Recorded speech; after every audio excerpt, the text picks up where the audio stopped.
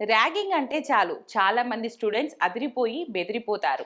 ఒకప్పుడు ఈ ర్యాగింగ్ భూతం కాలేజీలలో తిష్టవేసింది.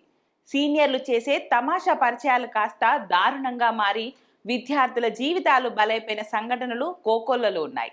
అందుకే దీనిపై అన్ని రాష్ట్రాల ప్రభుత్వాలు, పోలీసులు సీరియస్గా తీసుకున్నారు. ర్యాగింగ్ చేస్తే జీవితాంతం జైలు అంటూ హెచ్చరించారు. సీనియర్స్ స్టూడెంట్సే కాదు, కాలేజ్ యాజమాన్యాలు సైతం జైలుకి పంపించారు. కళాశాలల్లో యాంటీ ర్యాగింగ్ టీమ్స్ ను ఏర్పాటు చేశారు. దీనితో ఆ భూతాన్ని తరిమికొట్టామని భావిస్తున్నా అది మరో రూపంతో కాలేజ్ క్యాంపస్ లోకి దూరింది. సోషల్ మీడియా, వాట్సాప్ గ్రూపుల ద్వారా మళ్ళీ పంజా విసిరింది. అందుకే దేశవ్యాప్తంగా ఉన్నత విద్యా సంస్థలో ర్యాగింగ్ భూతాన్ని పూర్తిగా అరికట్టే దిశగా యూనివర్సిటీ గ్రాంట్స్ కమిషన్ కీలక ఆదేశాలు జారీ చేసింది. జూనియర్ విద్యార్థులను వేధించేందుకు సీనియర్లు ఏర్పాటు చేసే అనధికారిక వాట్సాప్ గ్రూపులను కూడా ఇకపై ర్యాగింగ్ గానే పరిగణించనున్నట్లు స్పష్టం చేసింది.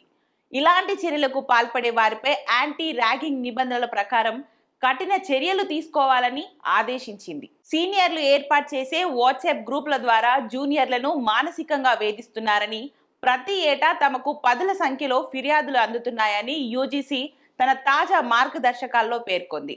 ఇలాంటి చర్యలు కూడా ర్యాగింగ్ కిందకే వస్తాయని, వీటిపై కఠినమైన క్రమశిక్షణ చర్యలు ఉంటాయని స్పష్టం చేసింది.